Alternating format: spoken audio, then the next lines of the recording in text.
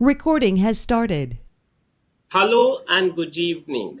Very warm welcome to you all on the fourth day of Executive Development Program, which is an eighth batch in the series. Today, we will be having two speakers and talking on very critical subjects, which includes growth mindset and teamwork. My sincere gratitude to ICAI President C.A. Nihar Jambusariya sir and all members for allowing us to create this platform for you all. We at Committee for Members in Industry and Business started this initiative in April, and since then, the journey with your positive feedback has moved to the eighth batch.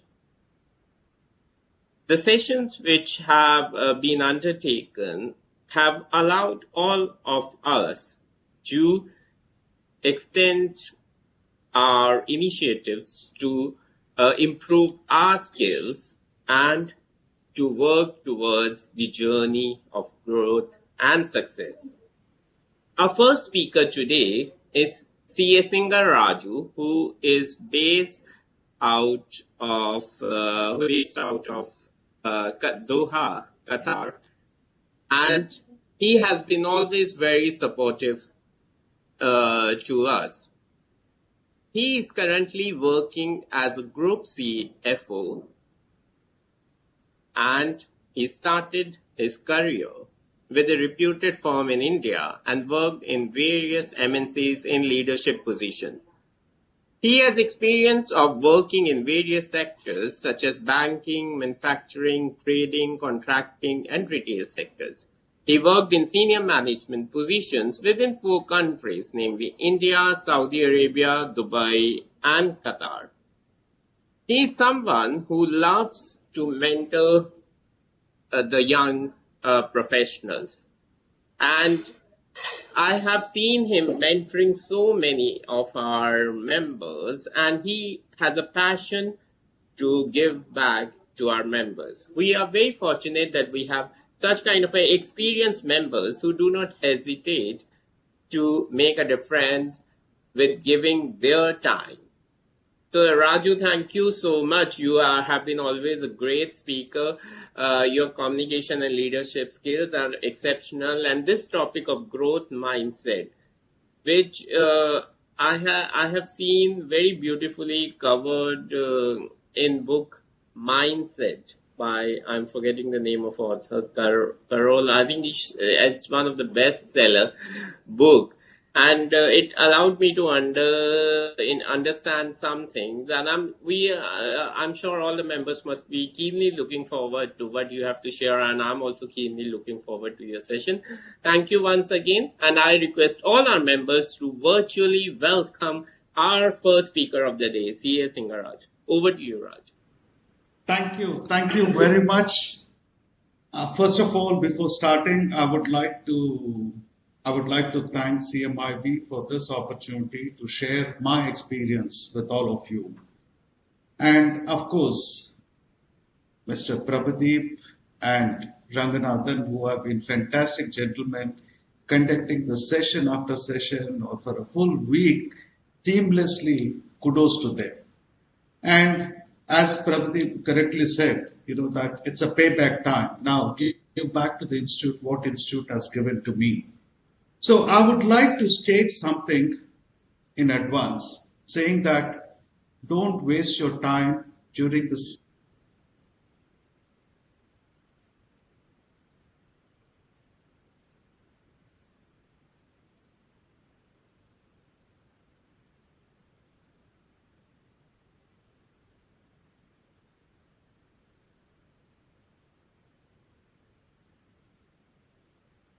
It seems Raju's connection has broken, right? And what can you expect?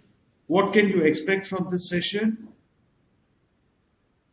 Raju, I think your connection was broken in between.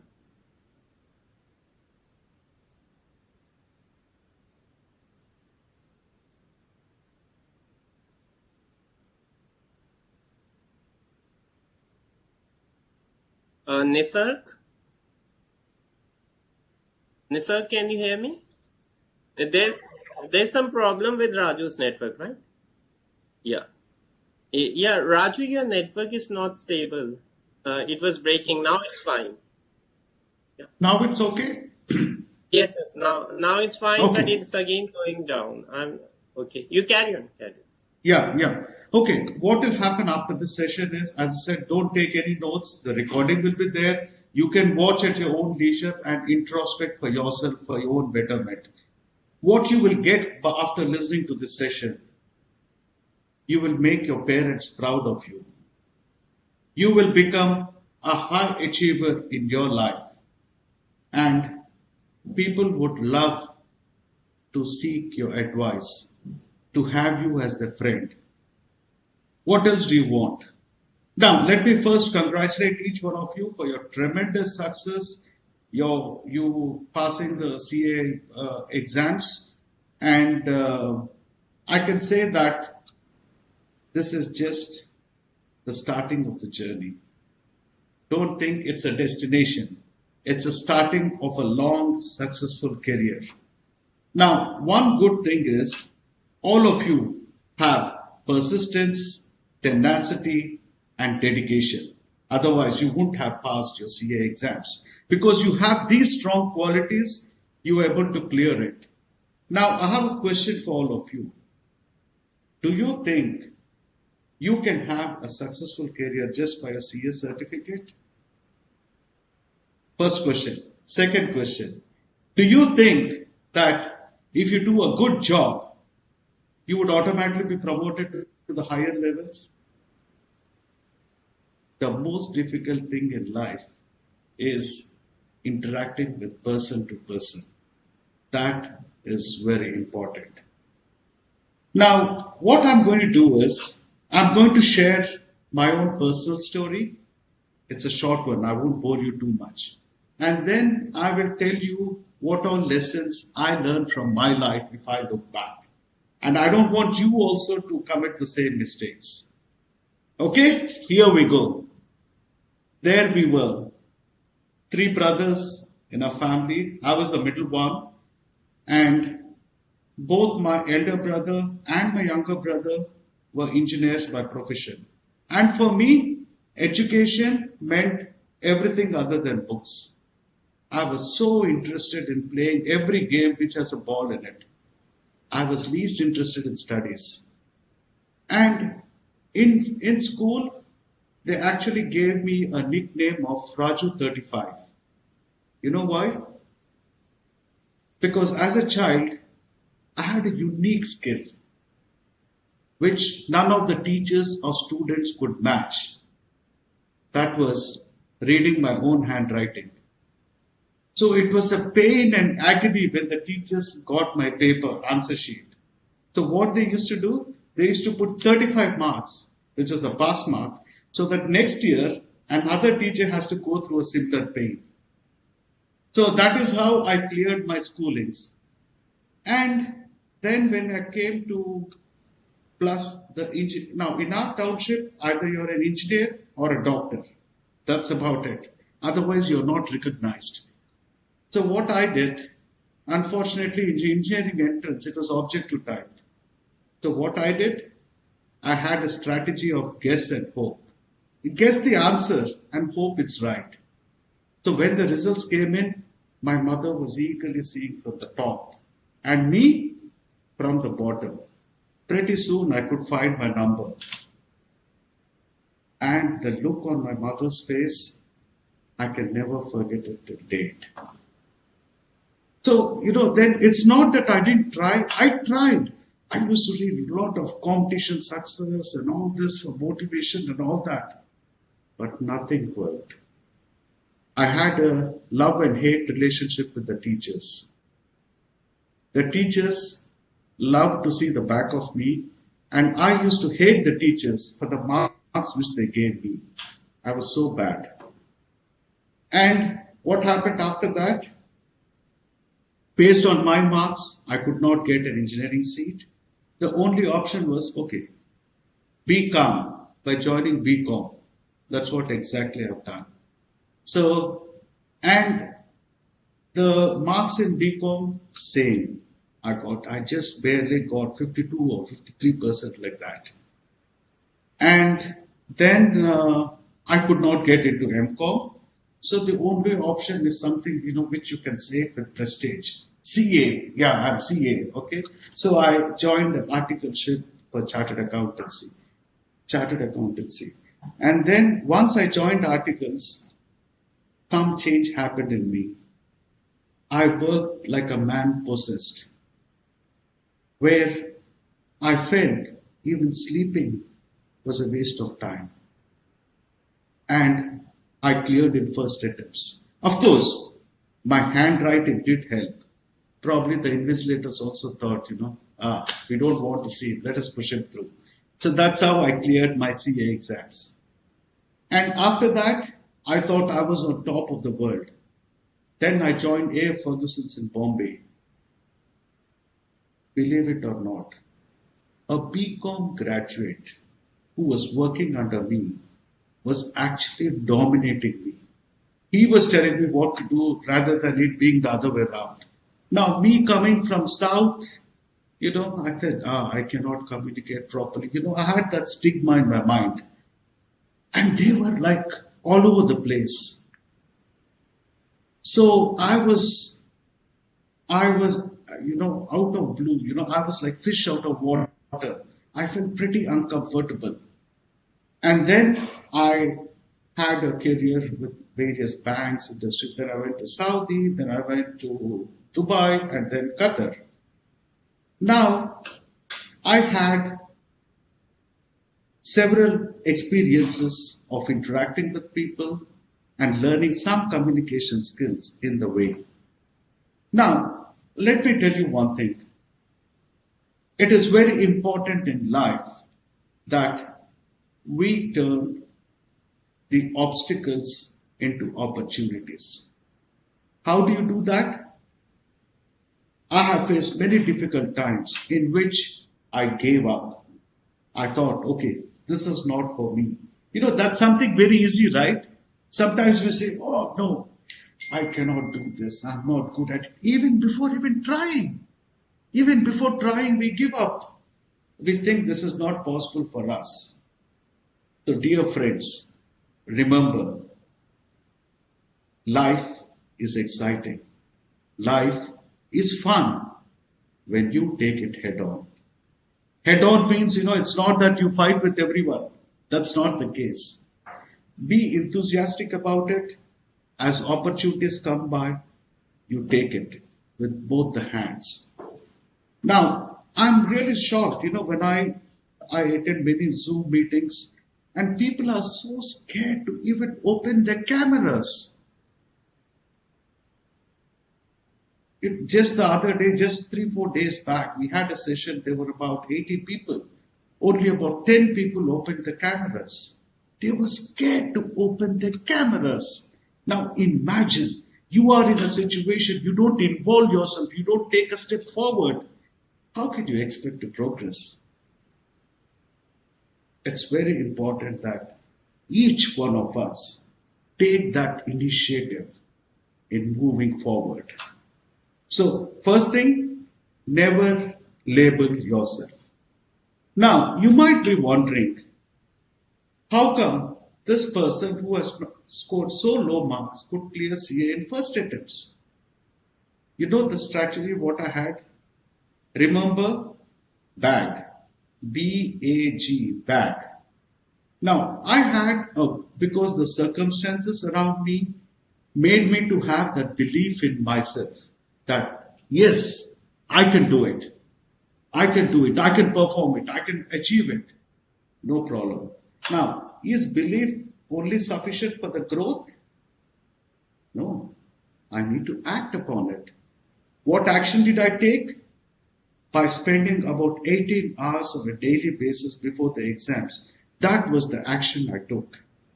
And that resulted in my growth being the first chartered accountant from our township. Now suddenly, brickbats have turned to bouquets. Most wanted has turned to most loved. and Raju 35 to Raju 100. So see the change. So remember, you might have the wonderful beliefs in you, but if you don't take action, you don't progress ahead in life.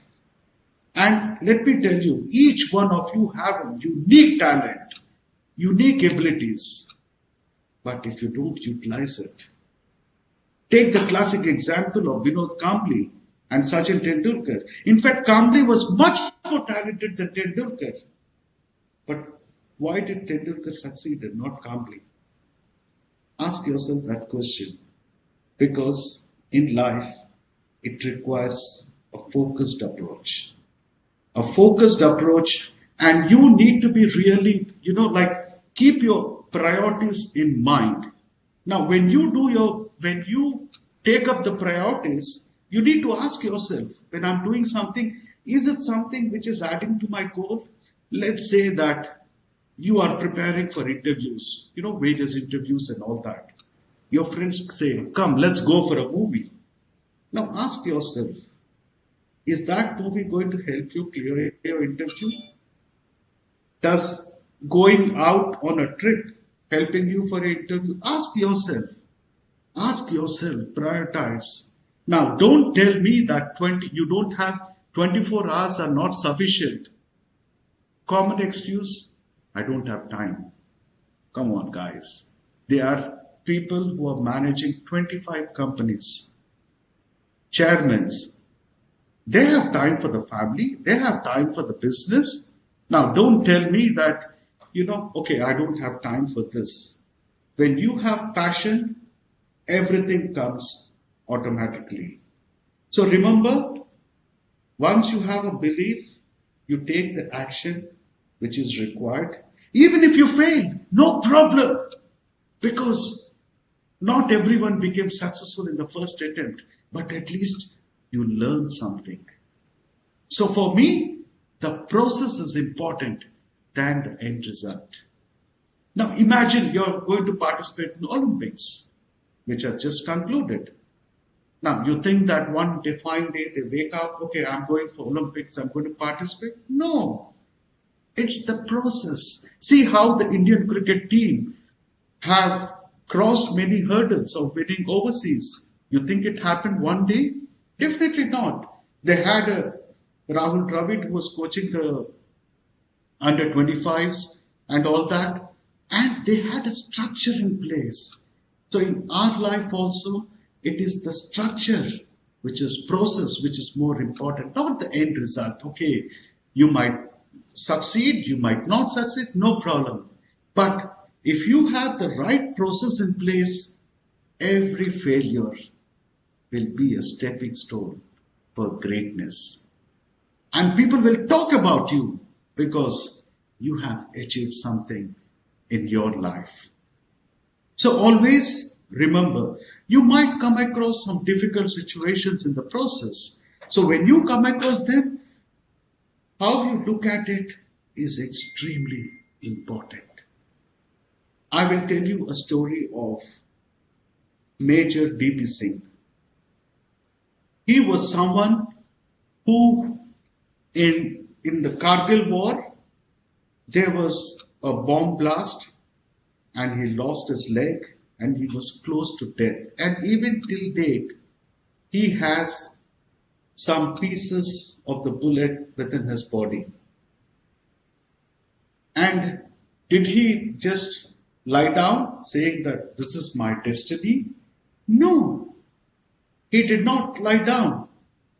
What he said is, he went on to break records after records. He ran marathons. He did skydiving. You name it, he has did it. And not only that, he also inspired many people. I would recommend that each one of you go through his site, Major D.P. Singh. You can Google it for you. And very inspiring story. Now, someone who's amputated and who could achieve so many things. For you and me, we have 2 hands, 2 legs. God bless us. Why are we not able to achieve it? Why do you think? That's because of the mindset. And that is where it's important in whatever we do, whichever phase of life we are. We have to adapt ourselves to the situation. Now, remember the question I asked you? Will just for doing a good job earn you promotions in your work? No way. That is the last thing which will happen. Imagine you're the boss. You have a subordinate who is very good at his work but has a bad attitude. Would you actually promote him? Would you take him to the leadership skills? Definitely not. And ask yourself one question. Now, when you go for a job or you go for any competition, you are one among thousands, if not lakhs. Now, why they should choose you? How is it that you're different from the others? What are the skills you have? What is the value addition you can make? Now, all this cannot be achieved in just one day or 1 month. It requires a proper planning. Now, how do you achieve it? Very simple. Have someone to mentor you, because you would not have to go through, you can avoid making the obvious mistakes. So have someone to mentor you so that you can always have them as a guide to take you through your career path. And another most important thing is, most of the successful leaders have one thing in common. You know what it is? Turning to victors from victims. What it means is, suppose someone tells me, Raju, you are an idiot. I have two options. I can say, no, you are an idiot. I can say that back to him. Or there's another option. I can say, why did he say that? Probably there's some truth behind it. Let me introspect myself. Now, if I do that, that is when I'm actually changing for better. So always remember, whenever there is any criticism from someone, take it in a positive way. Don't take it personally. Like people would have told for your own goodness, they are interested in your well-being. So take it in a positive sense. Ask yourself, how can I change? Be flexible. And that is how you adapt yourself to the changing circumstances. Now, in Major DP Singh's story, what I told you, he would have resigned, but he took that as an opportunity to excel. Ask yourself that whenever someone says something bad or you don't like, it's for my own goodness or not? And take the action. Don't take it more in a personal way, for which the most important thing is being positive at all times. How can you get that? First thing, you should be with people who are positive all the times. Try changing your friends. If you are not successful in that, then change your friends. But ensure that you are with people, that positive vibes is extremely important. Once you do it, nothing is impossible in life. Now, another aspect is, we always look for shortcuts. Now, when I was in school, what I used to do, we used to go hunting in the night time. In those days, there were this cyclo-style papers, with the carbon in between.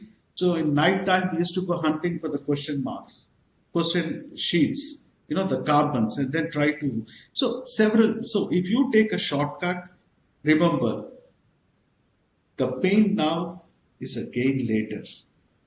So don't go for shortcuts. In life, it needs hard work, and hard work never goes for waste.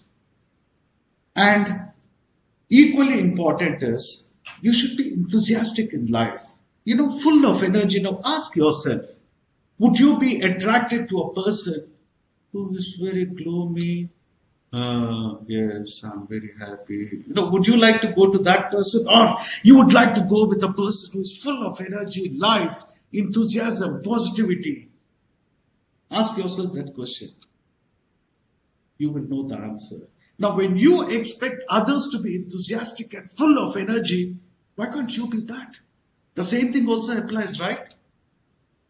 So be enthusiastic about life. In whatever you do, there's nothing called I will try to do this. Either you do it, yes or no. There's nothing in between. Will you have a 50% chartered accountant or a 40% chartered accountant? No. Either you're a chartered accountant or not. Nothing in between. So remember, whatever you do 100% and have the right mentors in place. And communication is the most important skill that you need to have. Never be afraid to reach out to people. Never be afraid. So, like I can think, okay, should I ask Prabhadeep this? Or no, what will he think? He will think it's a stupid question. Should I reach out to Ranganathan on this subject? No, what will he think about me? Don't do that. Nothing happens. They are also human beings like me. What's harm? I'm not, I'm only reaching out and they will be more than happy to help you. So don't be afraid to reach out to people. This is the most important thing for which communication skills is very important. Now, when I talk about communication skills, it means you need to have empathy. For example, I want to make a comment about someone. So let's say X. X has not done a good job. So you say, X, you are terrible. Is it going to help? He is going to have animosity with me and I'm going to feel that he is someone I should avoid and things like that. Rather, if I call him X, hope you had a good day, but I think, in my opinion, this is a place where you could have been a little more careful on it. You see the difference in both the approaches? When you say it is as recommendatory and not judgmental, then the other person also takes it in a positive way. And that is good for the team as a whole. So when you are appearing, so this is something you can't just acquire on a daily basis. I would suggest one thing. Have a small book with you and keep writing whenever a negative. Imagine that every positive statement you make is like a money in the money box. You put a coin in the money box. And every negative thoughts or statements you make is money out. Right? So keep a book and keep a track, a journal just for 1 month and see the change it's going to make to your thought process. It will be phenomenal. You will be surprised. And automatically, once you have that positive energy with you, there will be people coming to you for advice. Yeah, Prabhadeep, you want to say something?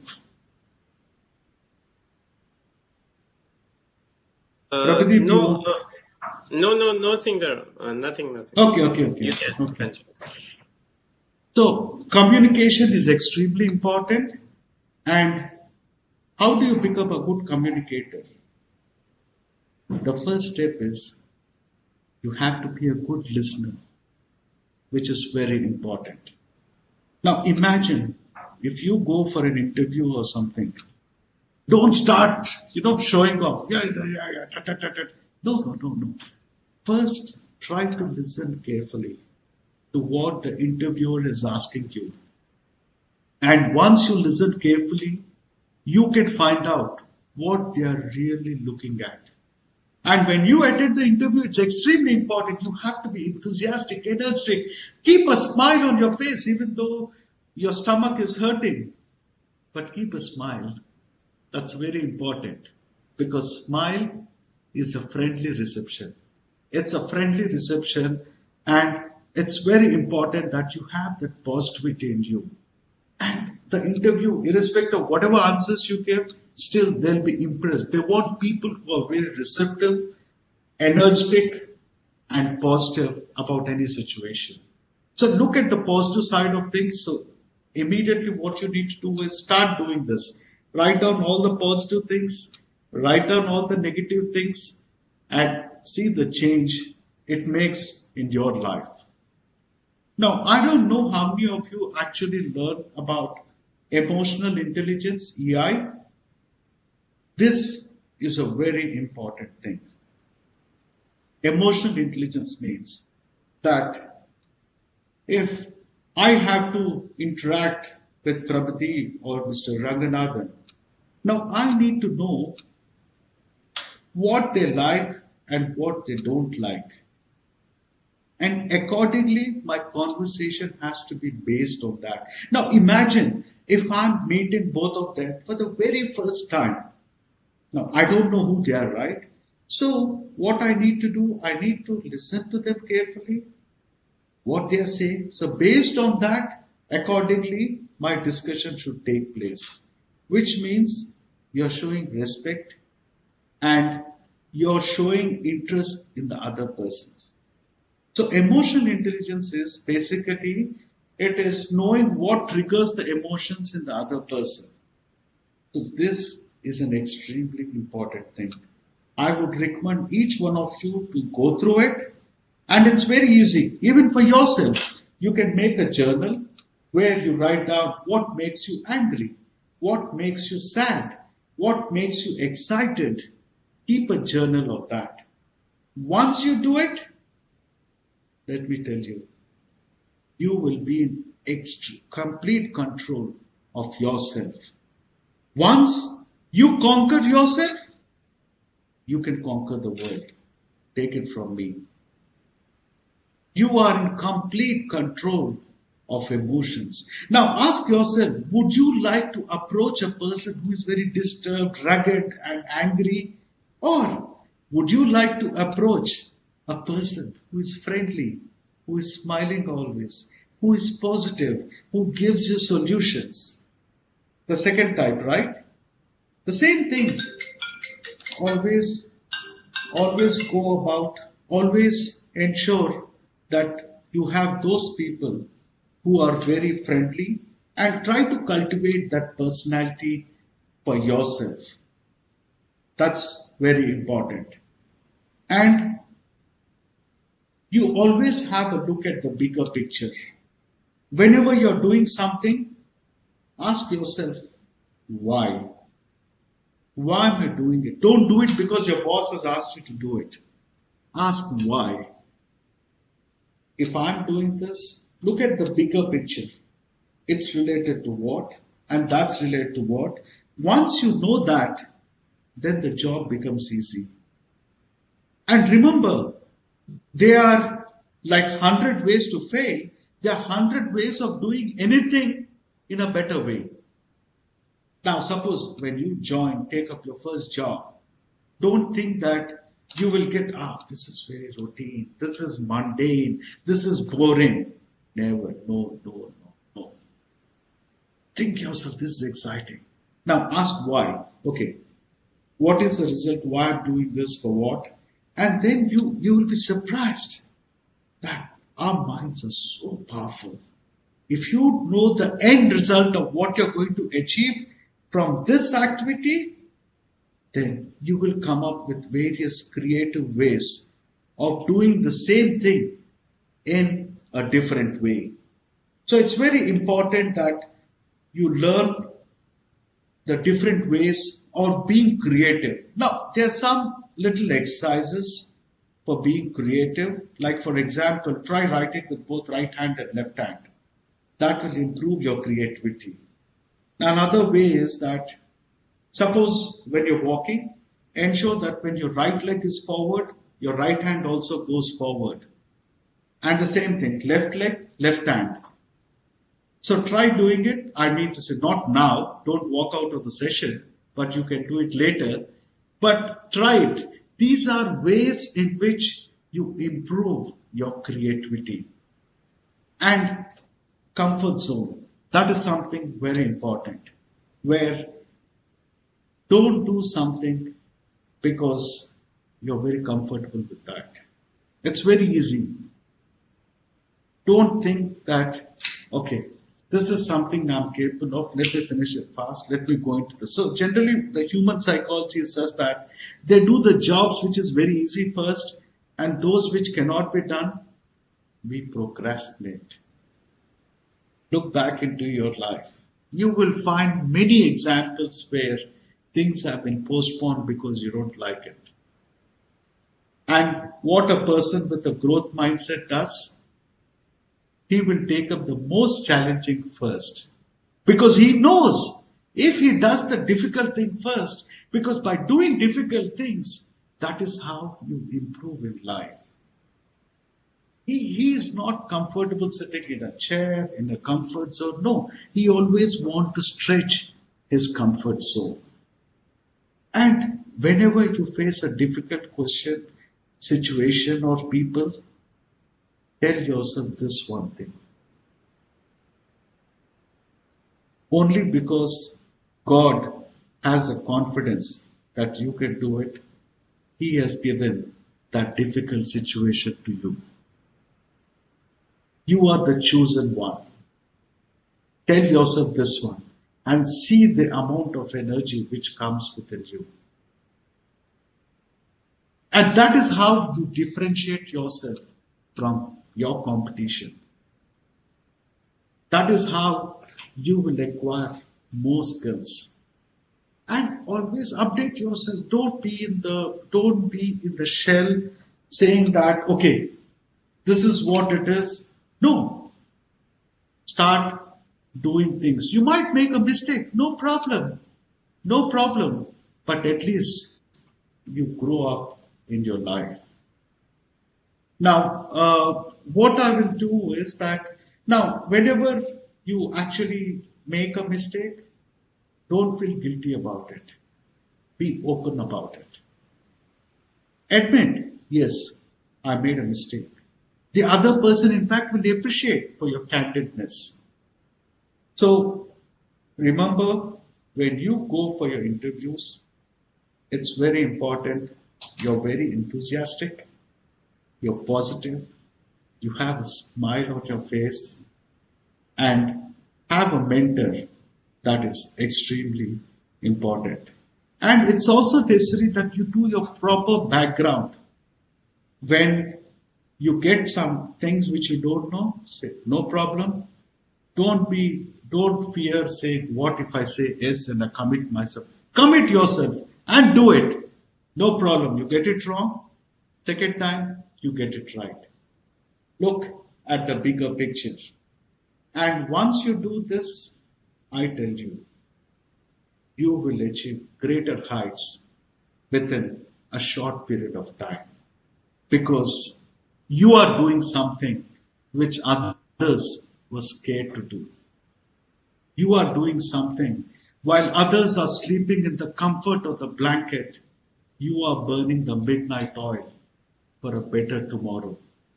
Now, don't ask yourself, how am I great or how am I? No. Ask yourself, what is it you are doing differently for a better tomorrow?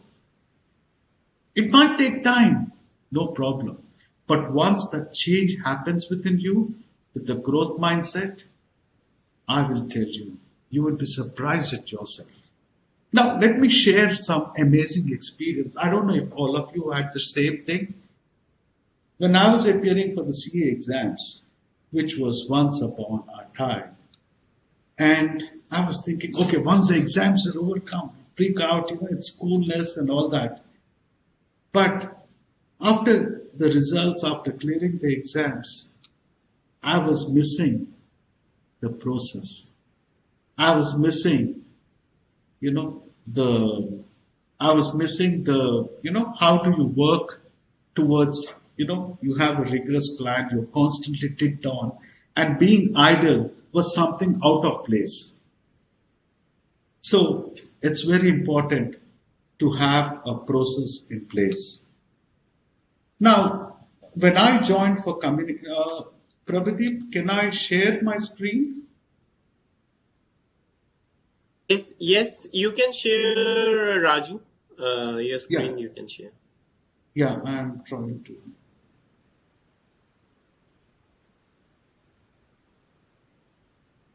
I would just like to share. Yeah, on the top, the third button, in the middle. Yeah, just a second.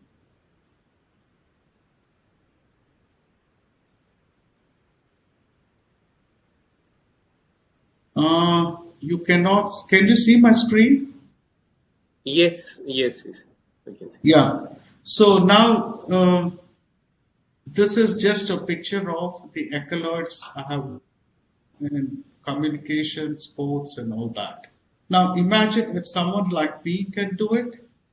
I'm sure each one of you can easily do it.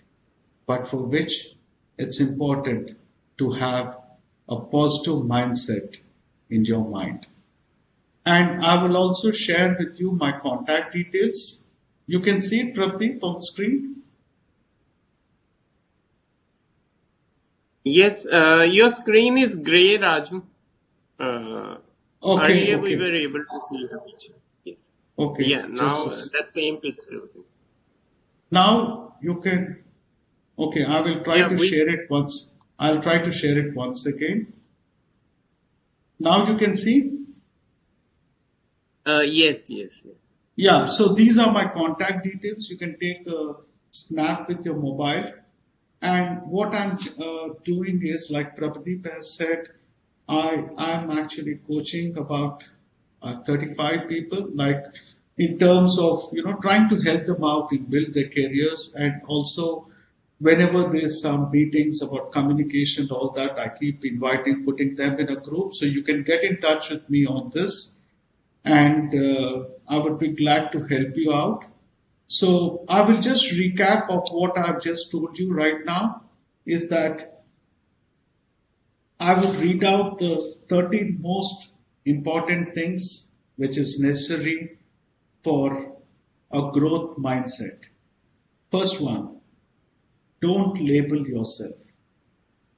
You have immense potential that can only be achieved when you think nothing is impossible. Number two, view obstacles as an opportunity to improve. Have that mindset. Remember the bag, belief, action, growth. Remember it at all times. And always work towards a better tomorrow. That means, you are in the track for excellence, for continuous improvement. That is the key thing. And then number 5, always look at the bigger picture. What I mean by bigger picture, ask why. When you're doing something, why am I doing it? For what? And then once you see the bigger picture, then you will not get into confrontation or any argument with people. No, because you see what is interest of the bigger picture. Number 6, turn to a victor from a victim. Don't play. So when you become a victim, you generally be defensive and all that. No, but take everything in a positive sense. If something doesn't happen well, someone accuses you of something, just take it in a positive way. And don't wait for people validation. Don't go by what they will think, what he will think. No, not that. Look at yourself. Do what you feel is right for you. And cultivate a grit, which means passion and perseverance in whatever you do. If you're not passionate about it, do something you're passionate about. That is important. Number 8, the process is more important than the end result. Take the help of a mentor in getting a right process in place. and stick to it, I'm sure this is the passport for success. Be enthusiastic in whatever you do. Don't never be shy. Reach out to people, be enthusiastic, and have a smile with you at all times. And communication, listening, extremely important. Listen first and communicate effectively. Not too much, not too less, just to the point. For which you can join Toastmasters or Agora speakers or anything. But get into that habit of communicating effectively. It plays a very important role. Don't be shy of making mistakes. Not wantedly. Okay.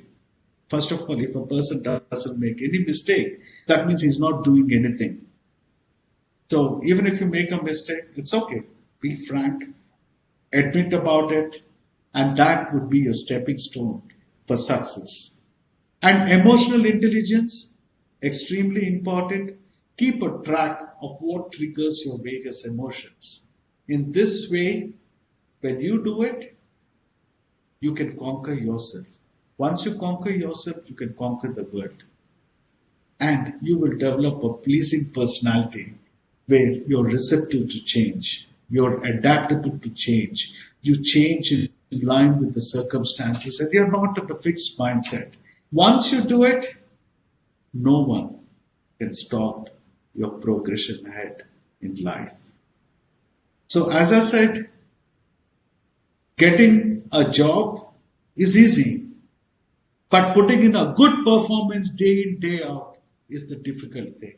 If you have a growth mindset in place, I'm 100% sure you are destined to succeed. No one can stop you because nothing is impossible for you. Just remember these things, follow it. I'm sure you will be extremely proud of what you will be achieving in your life. And after all, what is life without challenges? Every challenge is an opportunity to succeed because that is the way you look at it. So again, I come back to the example. Remember Kambli and Sachin Tendulkar. I want you to be the Sachin Tendulkar of your life, not someone else's life. Don't look for validation from people. You have your own goals, objectives, and be positive. Yes, Prabhadeep, if there are any questions, I'm more than happy to answer. Yeah, yes, Raju, thank you so much. Let me check it out just a second. A very beautiful topic you have shared with great stories, and your stories are always wonderful. Before I put on the questions to you, there's one general question regarding the recordings. Please note, a request to all the members is that please note that due to the code of conduct, the recordings are not available probably until elections, and therefore you can access it later on when it is made available. Today's session recording probably would be available until noon tomorrow, and after that it will be hidden, and so that's why you are not able to see the recordings. Raju, the question we have right now is that you have won trophies, lot of trophies you had shared. And many times it must have happened that you would have lost also in a competition, that when we participate in a competition. And many times thoughts creep in our mind that, okay, the judgment may not be fair. So if such kind of thoughts come up, then how we can overcome such kind of thoughts and work towards improving ourselves and using this growth mindset concept? Yeah. It's a very good question. It did happen to me. It did happen to me that there were times when I was extremely upset because I thought I was the best speaker that day. And let me tell you, I was not happy with the way it was done. But then 5 years down the line, when I looked at my own speech, I said, how can someone write such a speech? Like, and ultimately, in a growth mindset, it is extremely important that we look at the process and not the end result. Now, I will give you one example. My badminton coach told me, Raju, if you perform 50% of your potential, you will win the match. Now that words ring in my mind. What happens is when you think about the end result, you're putting unnecessary pressure on yourself, which will result in you making mistakes or there's too much tension. Now, we perform the best when we are at our normal self. And ultimately, what difference is it going to make now? Currently, the situation is my wife said, I will kick you out of the house if you get another trophy. So, now, okay, now what I do is I keep trophies in my office. So, like it doesn't matter because the ultimate, if you look at the bigger picture for a growth mindset, is this is only for to raise the bar of my performance for what? Not for trophies, but to make a difference to the lives of the others. Otherwise, what is the purpose of our life? It's not living for us.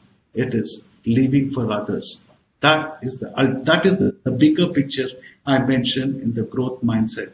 So, in conclusion, it is the process which is important than the end result. And second thing, look at the bigger picture. Yeah. Right. So there's another question that you talked about the role of a mentor and we working hard, to succeed. If we have a challenge in getting access to a mentor, or the mentor has a limited time, and there are some things which we can find through search engines. So, what is the best approach you wish to share with our young members that when they are approaching a mentor or when they have a mentor, is that how to see that there is a balance between the knowledge which they can get from different sources and what they can get assistance from the mentor? Yeah, thank you. Thank you. Now, my son, whenever he has a problem, he stops using his mind. He immediately goes to Google. Do you think it's the right way? Because mentor is something who, first of all, you should have confidence in him and he should be willing to spend time for you. There's a difference between mentors and coaching. If you want to develop a specific skill, you need coaching. Now, mentor is someone who can guide you across the path, ensure that you're progressing the right way. So it's extremely important that you need to have confidence on the other person that he can, and he has the time to spare for you. So I think that my humble suggestion is forget Google for a second. Go for a physical person because it's much more. And as I said, don't be hesitant to reach out. Suppose you have a difficult boss, tell him that I would like you to mentor me. So you kill two birds with one stone. Yeah, so I would say that, try to catch hold of, and if you still don't find anyone, come to me. I will help you out. Okay. Thank you so much, Raju. You have always been a wonderful example to create a difference. I will now request our committee secretary, Mr. Ranganathan ji, to please propose a vote. Thank you, CA Raju sir. In fact, I was very keenly listening to your life story about your school days, your college days. Really very interesting. Because one always thought that, and then it is true that passing a CA examination, one of the most toughest examinations in the world, not just in the country. But being a very mediocre student, you are able to do it. I would say this is attributable to the proper mindset, which was the topic of the session today, and then the mentorship, the introspection that we should do from time to time, communication skills, reaching out to people, and then you very rightly said, success doesn't come in one day; it's a process. So one should have the right mindset to have a long process to achieve success. Be creative and coming out of one's comfort zone, a very very important thing, and improve listening skills. All these are takeaways of your session, and a very wonderful session. Very well spoken. Thank you so very much, Mr. Raju. Grateful to you. Thank you, Raju. Now we move on to our second session of the day with another very significant topic: building teamwork. And the speaker which we have today is CA Dikshit Jain, who is based out of Dubai. Dikshit is a chartered accountant from our institute, and he is founder of Tax Experts in UAE. He started his journey in 2012 with GP Kamaria and Company as an assistant manager for non-resident taxation and FEMA. And after a year, he took over the management of GPK Businessman Services in Dubai for serving the needs of non-resident Indians with regard to Indian taxation and FEMA compliance. Along with the numbers, CA Dikshit also has his interest in singing and writing, where he has won a lot of awards. Dikshit, are you here? Dikshit is here. I'm not able to see. Dikshit, are you here? Yes, sir. Yes. Thank you so much for the wonderful introduction. Yeah. Thank you. Other thing what I would like to share with our members, Dikshit is our young member, I would say. And in a very short time, what is not written in his formal introduction is that he has achieved a lot in a very young age. And the other thing is that he likes to share his knowledge continuously. And he has been supporting overseas office of ICAI in Dubai for training the students in direct taxation, intermediate students, and also in many GMCS and advanced IGT courses. And the other thing is he has been a Toastmaster for a very limited time, where he won some Best Speakers Awards, and he never hesitates to support. And I'm sure that the things which Dikshit as a young member will be sharing with very young members will make a big difference. And I would request all members to please give a big virtual round of applause for Dikshit. And Dikshit, the floor is yours. Thank you. Thank you so much, sir. Thank you so much. Let me just start off with my presentation. One moment, please. Yes. All right. Okay. So before we begin the presentation, I would like to extend my sincere thanks to CA Prabhadeep Singh Ji Baweja ji. So always encouraging me and trying to get me all the time. I'm so sorry, a lot of time I am not able to make it, but it is really a privilege to come here speaking along with some of the very, very nice speakers, some of the very well-known CAs across India and abroad. So it's been always my pleasure to be with ICAI, teach students. This is something which I really like teaching. When I was in India also, I used to do that, and when I came to Dubai, I also like to continue that. So what we are going to do is today, due to timelines, I've only been given 1 hour. My topic can run for 3-4 hours. I've taken GMCS for 3-4 hours on the same topic. So in the limited timeline, we will try to do the best what we can do. I've got 2 presentations, but I will only run through 1 presentation. So my topic is very interesting, and this is something which I guess every one of us do realize how important is that teamwork and team building. These are the two very, very least important terms as we speak, but two of the very, very important terms in anybody's life. Without a team, I don't think anybody can achieve anything in their life. One person cannot do everything, as we say. So if we talk about team building, technically there are a lot of things which we can talk about, how a team building works, what are the important aspects of the team building, who are the important members of the team building, what does a team, what is a team member, what is a team leaders, all those things are there which are technical. I really don't want to go into technicalities because I am sure we all are CAs and we've already done enough of that technicalities. So I'm going to take you through some of the practical things which we have to realize and which we will realize over the presentation, that how the team building works, how the team works, and what are the impact, what is the impact of a team as compared to an individual person who is doing that. So as we see, team building is a continuous process. Everywhere and anywhere we go, we have to build a team in order to succeed in our life. For example, we take a very simple example. If you are a person who is doing a single-handedly business, and if you have a family members around you supporting your own business, I think that business can do much better than a person who is doing singly. Correct? Even a marriage is, I guess, a teamwork. A marriage can only run when there is a teamwork between the two partners. If one person is not supporting the other person, the marriage will not run.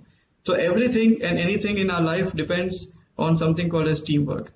Now in team building, the most important part are two components. One is a leader and one is the people who support and who follow the leader. So today, when we are talking about teamwork, I want to really focus on one aspect of team building, which is leadership. Now leadership is something which is very, very, very important, because leader is the one who will always show path to the people who is in the team. He will always show the right guidance to the people, that what is to be done, how is to be done, and what all strategies to be followed in order to achieve one particular goal.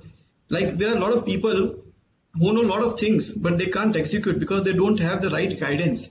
So leader is always a very, very crucial and important part of a team building process and a teamwork. So today, when we are talking about teamwork, I will touch upon a very specific point of leadership, where we will talk about how a leader will help building a good team, and how a leader will determine that who is the best person for his to be in his team, so that he can make sure that all the objectives of the team will be achieved. So let me start with my presentation. I'll just start by sharing this screen. 1 second. Yeah, is it visible, sir? Yes. Just change it to slideshow, Dikshan. Yeah. Is it okay now? Yes. Wonderful. Okay, so today, as I said, I'm going to talk about the leadership aspect of a team building, which is one of the most important aspects. So in leadership, as I say, I'm going to go through some of the very practical examples where, we all see movies in India, right? We all Bollywood hardcore fans. So I'm sure most of us would have seen these two movies, Chak De India and Lagan. These are the two classic movies which gives us the classic examples of how a leader can make a difference.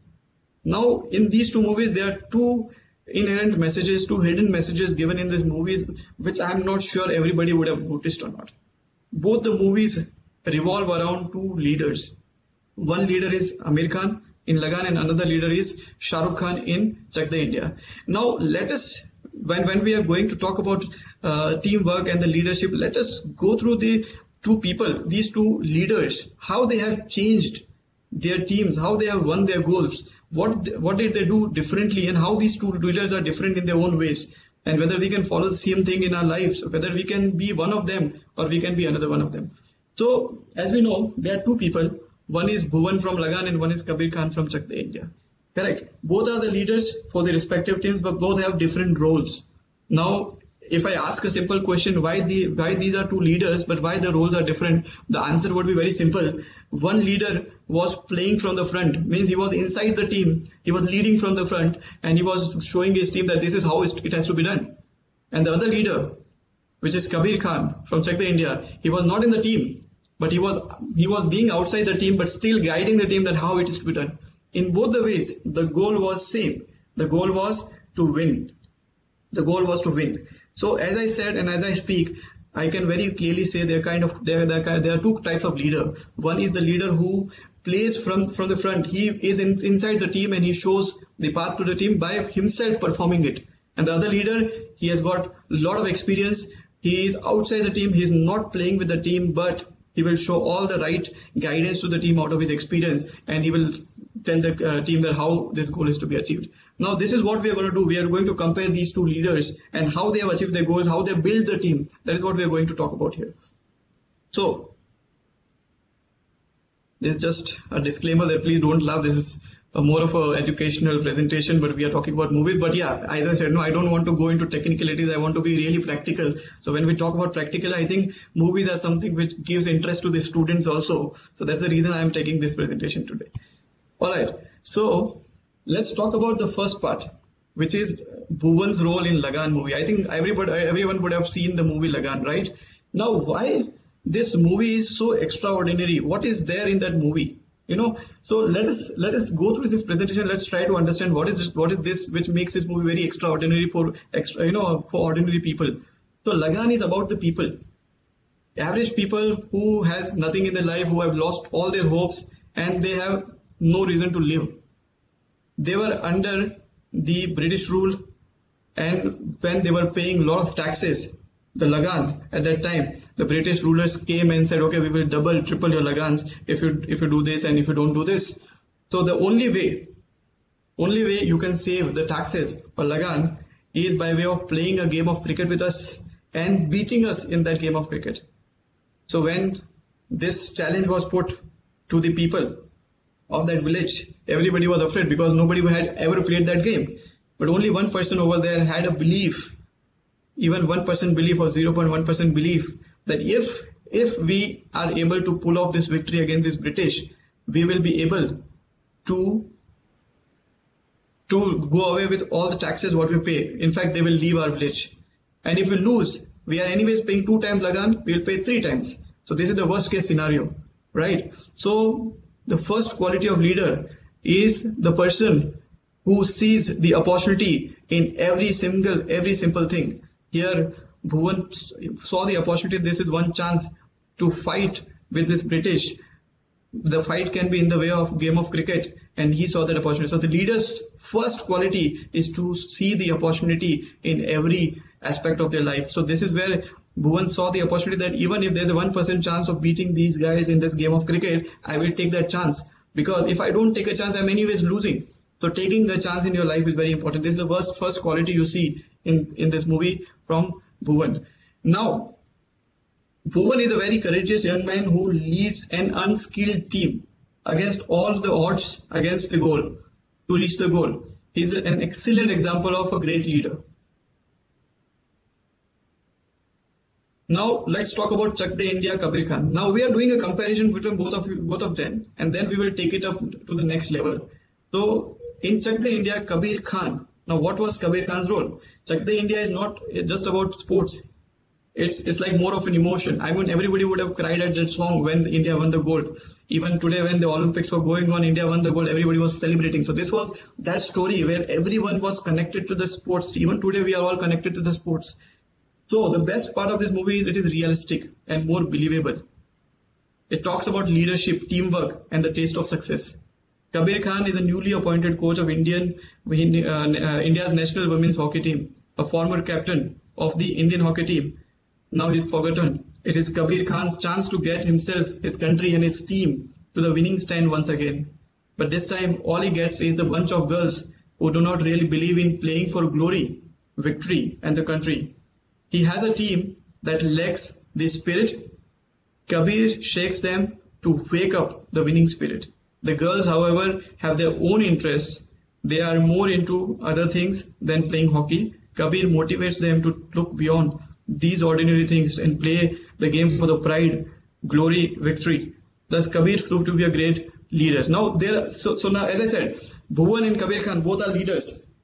Bhuvan saw the opportunity in one challenge, and Kabir Khan challenges himself that I couldn't do it for my country, but I want to do it for my country. But now I can't play for the team, but I've got some resources. let me try and mobilize those resources in right way so I can achieve what I have always dreamt of. So what he is doing now is got a bunch of people who is not a team, but his task is to make them believe that they will work as a team and they will achieve what is to be achieved by him. So these are the two types of leader. Now let's go further. Now in Bhuvan's leadership, what did we see? As I said, Bhuvan thinks problems as opportunities. A lot of people thinks problems as problem, and a lot of people think when the problems come, life ends. But a good leader will always see problems as opportunity. I would say every successful startup in India today has come out of a problem. Why? Because somebody has saw that there is some gap which needs to be fulfilled. There are a lot of people who are not able to own their car. So Uber and Ola came in. There are a lot of people who who has problems in sending money to people around the world. So around India, so the Paytms and the Phone Pays and all those startups came in. So like that, wherever there is a problem, there is an opportunity. So it's the right person, and that person is always the leader, is to think about that idea, think about that problem as an opportunity and build a team accordingly. So Bhuvan's role was simple. When he came to know about this problem, he saw this as an opportunity. When Captain Russell challenges Bhuvan to a cricket match, Bhuvan accepts it because he knows that there is really no option. It is a risk, but without taking risk, there are no rewards. As we know, when we invest in the mutual fund also, higher the risk, higher is the reward. So if you want to earn more, if you want to do more, if you want to succeed more, you have to always take risk. So as a leader, also, you have to see that if I'm taking the risk, is it worth it?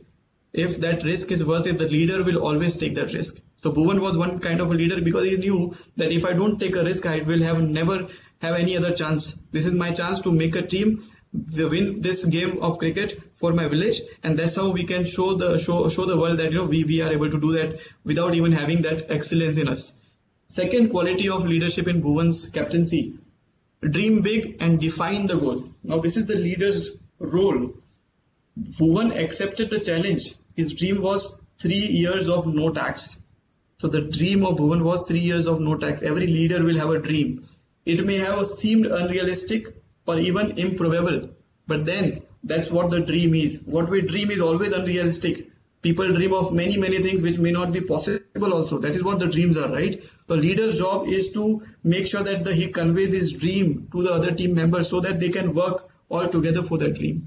He not only dreamt big, but also put in a strategy to make that a reality. So a leader's role will always be to dream big and to make a strategy of how we can achieve that dream. That is another thing we can see in Bhuvan's leadership. Third, give examples to enhance understanding. So even though Bhuvan didn't know the difference at that time, he simplified the challenge of learning cricket by portraying it as similar to a gilli danda. By doing this, he made the impossible seem achievable. He made the mountain seem climbable. So when things are not very easy, things are difficult, when the other team members, when the other people around you who are suspecting you that this cannot be done, this is impossible, as a leader, you should always try and show them that why it is not that difficult, how it can be achieved. So in this case, as Bhuvan said, we don't know game of cricket, but what we know is gilli danda, which is similar to game of cricket. Your ball comes and you have to hit, similar to gilli danda. So people started believing him that, yeah, this is something we've already done, then why can't we do this? This is similar to that. So leader's job is to show them by giving the examples that how this can be done in simple ways. This is another good characteristics of Bhuvan's leadership. Then next, make the beginning. Bhuvan did not wait to start. He did not see around. He made a bat and a ball and got the kid interested and started. The first time Bhuvan hits the ball, he does so in the public, in full view of the village, and he makes it seem very easy. He makes them want to participate. Now, as we say, and when we talk about ideas as a leader, when I want to build a team, I can go around, I can talk to the people, and the people will not believe on me unless and until I show them that how this is easy and how we can do this. So in our case, in our Bhuvan's case, he just started, he just made a bat out of a wood and he started playing in front of the whole village. So the village tried, and when they saw Bhuvan hitting the first ball for a 6 or a 4, they started believing that yes, this is something which we can also participate and which we can also achieve. So a leader's role is to always make the beginning. Then the next step is, once we have shown the world, once we have shown the entire village that this is possible, the next job of a leader would be to build a team. Now, how do we build the team? So building the team is just like a recruitment. One needs to select the right people and motivate them. Just watching Bhuvan go from 1 to 11 offers a lot of learning. He understands the pressure and the soft points of the people, and he uses this knowledge to make them a part of his team. Bhuvan talks to each of his team member. Each one is treated as special, as being different. Now, this is what the most critical aspect of a leadership: team building.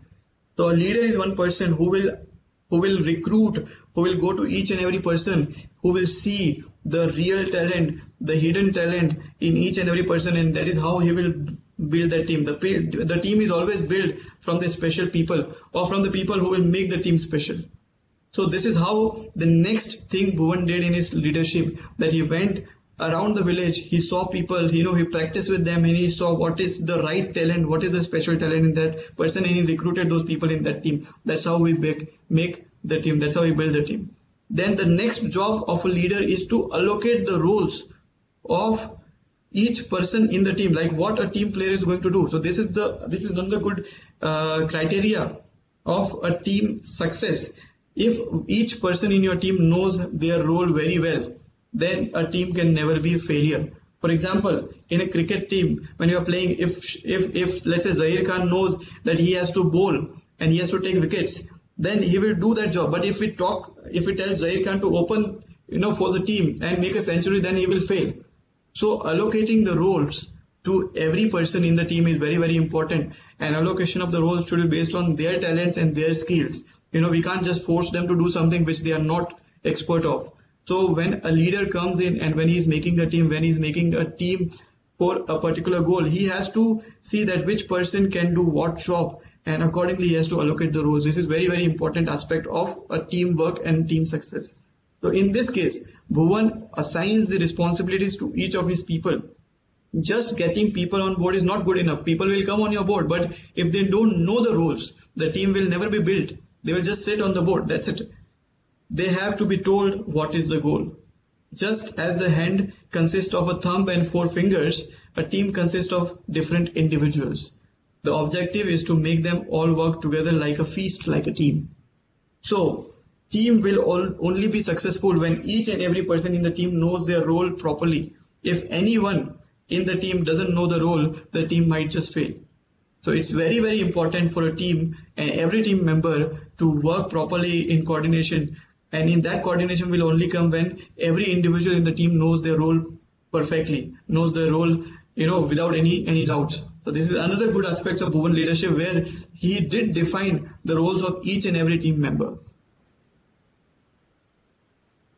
Now next characteristics of Bhuvan's leadership was leading from the front. Now Bhuvan is always encouraging, talking, making the decision. He knows that having taken up the challenge, he has to take the fight and he has to be there till the end. Means, as a leader, I can't just tell my team, okay, do this, do this, do this, do this. I have to always show my team that why you should do this, because I am doing it.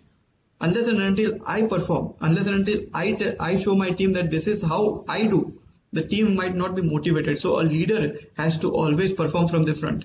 If the leader is not leading from the front, the team might just get demotivated and they might just feel the burden of decisions of the leader, and they might not just perform. So a good leader will always make a good team when the leader is leading from the front. Then next, make the best use of the limited resources. So as we can see, Bhuvan did not have many resources. Like, he did not have bat, he did not have ball, he did not even have pads. So what he did was, he made the bat, ball and pads from the wooden sticks and all those around him. In the night they wanted to play. There was no lights. So that no lights in the village was never an excuse for Bhuvan that, I don't have resources, I cannot do this and I cannot play and I can't win. Instead what he did is, with having no bat and no ball, they made a bat and ball with the wood. No pad, they made a pad with the wool.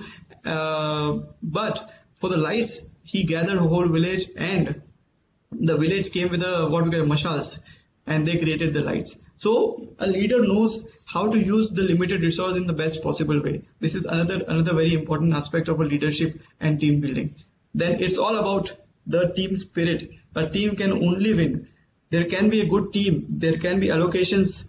The people can be very talented. The people can know the roles in and out. But a team will always and always win when they have a team spirit. Means if I don't have a motivation only, I am very good. I know everything. But if I don't wake up in the morning and I don't start working, I will not be able to contribute to anything, right? A person has to perform. A person has to actually perform to his knowledge. So a team having all these above characteristics will only be successful when the team is having a right spirit to win. So that's what Bhuvan did with his team also. So Bhuvan was very passionate. Okay, he wanted to win this game, but he wanted to win this game by motivating the team. So he motivated team in such a way that everyone in the team wanted to win this game for the village, and that's how the team spirit was made. Now let's go to the Kabir Khan's leadership things, how this is different from Bhuvan. Now in Kabir Khan, in Chakra India, the first characteristics was he was very fair and impartial. So a leader should never be partial towards one team member and another team member. Otherwise, that will always, make team divide into two parts. So in case of Kabir Khan, he was a leader. He wanted to build a team. So for building a good team, he was very fair and impartial. Second, he has to prioritize the team goal. Means if you see the movie, when that particular scene comes in, everybody was talking that I am playing for my state, I am playing for my district, I am playing for this, I am playing for that. So team has to know that you are not playing for your individual goals. What is your first goal? Your first goal is to play for the country, get the gold for the country or win for your country. And if after doing all this, agar thodi bahut bhi jaan bach jaye, then play for yourself. That is what Kabir Khan did. And that is what a leader's role should be when he is not playing, when he is outside the game. Then sometimes it's good to be bad. What does it mean? Means, if you remember the dialogue, okay, there can be only one Gunda in the team and that Gunda is me. So sometimes when the team is not coordinating and when the team is not performing and when they have their own ego issues, the leader has to go out of the way and teach them that, if you are bad, I can be as bad as you, but I make sure the team has to work together. So sometimes it's always good to, not always, but sometimes it's good to be bad when you are a leader not playing in the team. Then an eye for the opportunity. Now, the way Kabir Khan gets a job of the coach of the team shows that he has a good understanding of the situation. He tells the authority that they don't have any other option but only him. Because a leader will always see, as I said, in Bhuvan's case, he saw problem as an opportunity. Here, Kabir Khan sensed the opportunity of being the leader because the Hockey Association did not have any other options than him. So he knew that they have to accept his proposal. Then, making impossible possible and meritocratic. So he knows how to fulfill the team members with that confidence of winning. Because till now, every player was playing from their individual leagues, individual states and districts.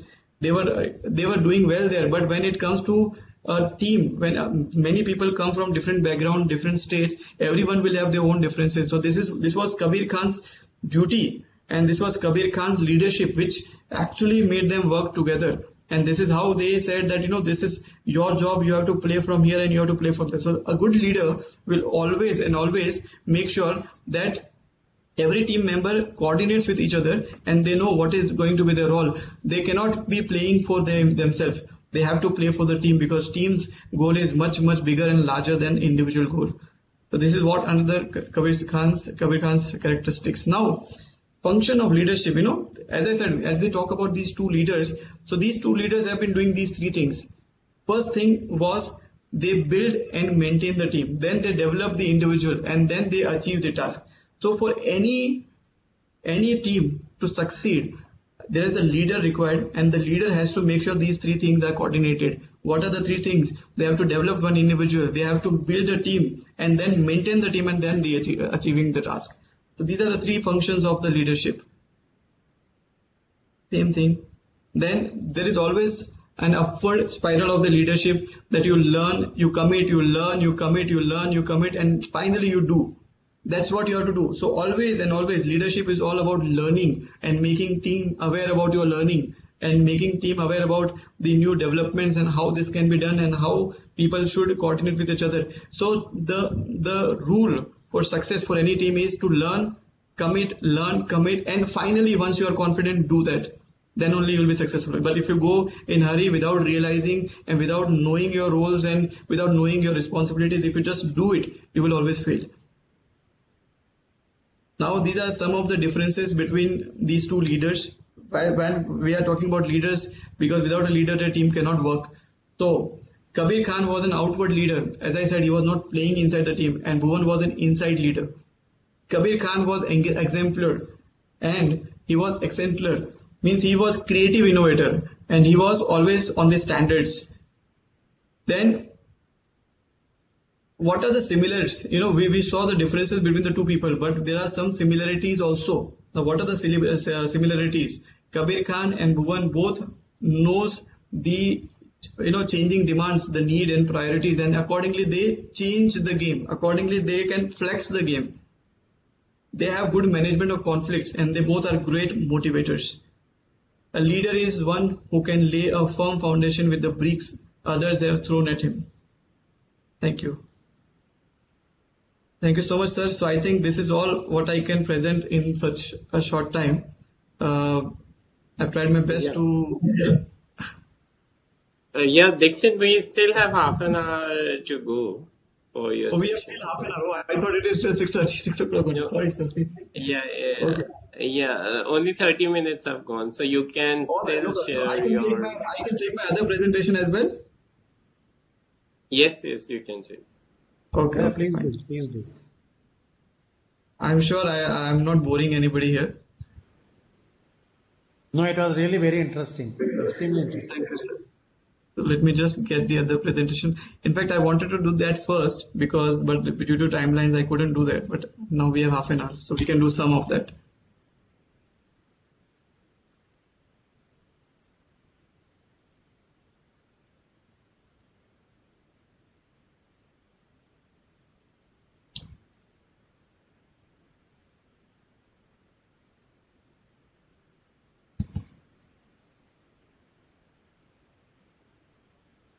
So can you see the screen, sir, or I don't know? Not yet, Dixit. Not yet. Trying to share the screen, but somehow it's not coming. I don't know. But your presentation is open?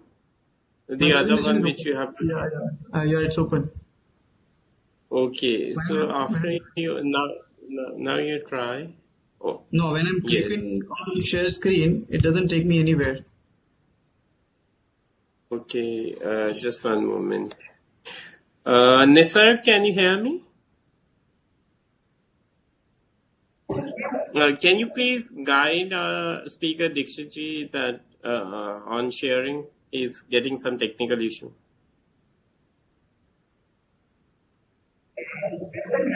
No, I am clicking on share screen, but it is not selecting anything. Just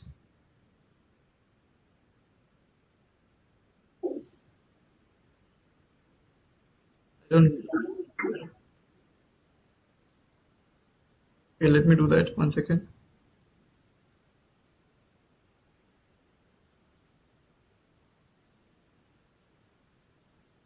So until our speaker or Dixit rejoins, I would request all our members that if they have any questions which relate to the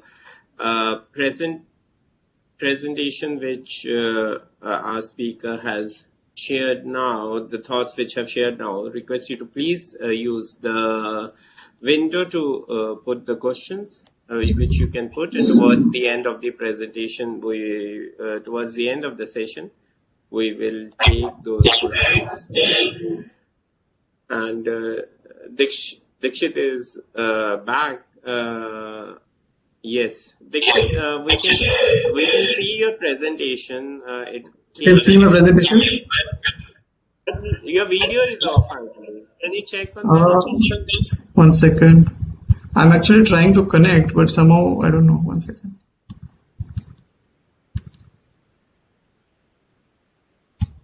So sorry, this. Yes, your presentation came in between and then it became as a gray screen. We can see that you are moving Okay, the let cursor. me, because even it's not allowing me to connect to the video also. 1 second, let me rejoin again. 1 second. Okay.